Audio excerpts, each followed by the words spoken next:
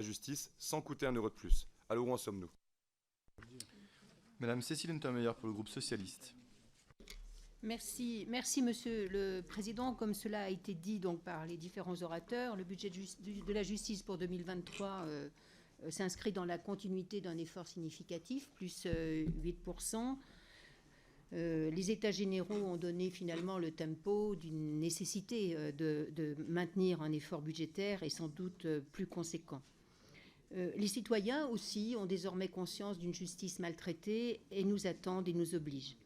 Je ferai deux observations, un commentaire et deux questions. Deux observations. D'abord, le rapport Copège maintient la France en dessous de la moyenne européenne. Cela a été dit, il faut le rappeler. C'est un curseur que nous devons prendre en compte. Ensuite, cet effort budgétaire n'est pas le plus remarquable. Je voulais parler de celui du ministère de l'Intérieur avec 15 milliards qui, dans sa loi de programmation, accentue finalement le différentiel des plans de charge respectifs, alors qu'on sait combien justice et sécurité et liberté doivent fonctionner ensemble. Alors, mon observation, c'est sur la protection judiciaire de la jeunesse.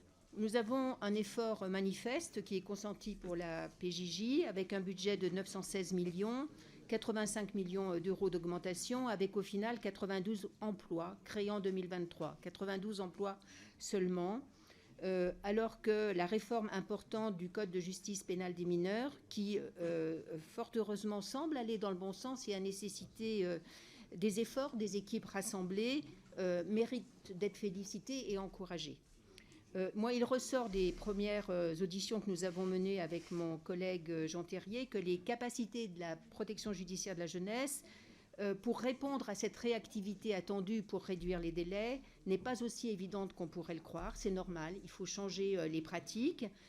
Et c'est en ce sens que nous défendrons, mon groupe, des amendements raisonnables de nature à donner plus de souplesse et de souffle dans l'exercice de leur mission.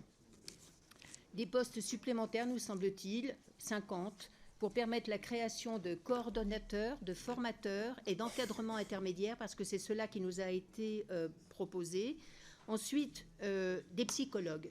Je voulais appeler votre attention sur les psychologues dans un moment où la psychiatrie disparaît en France, et en particulier parce que la jeunesse délinquante mérite ce soutien. Alors, mes deux questions. La première, c'est sur la détention provisoire. Elle n'arrive pas à diminuer. On est toujours à 30% de personnes détenues. Je sais vos efforts en ce sens et votre résolution d'y parvenir.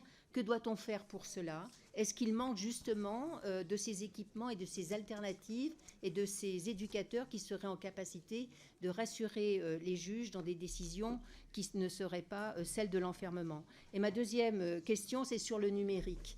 Parce que quel que soit le crédit que nous mettrons en place, la question du numérique est tout à fait centrale dans les tribunaux judiciaires. Les logiciels, on ne sait pas pourquoi, sont extrêmement lourds à utiliser et ralentissent considérablement le travail des juges. Alors que lorsque l'on voit ce que fait la Cour de cassation, le Conseil d'État, avec les avocats au Conseil d'État et à la Cour de cassation, on s'aperçoit qu'ils ont des logiciels tout à fait performants. Donc il faut absolument arriver à régler cette question. Et à ce sujet, je vous demande si vous avez envisagé et mesuré toute l'importance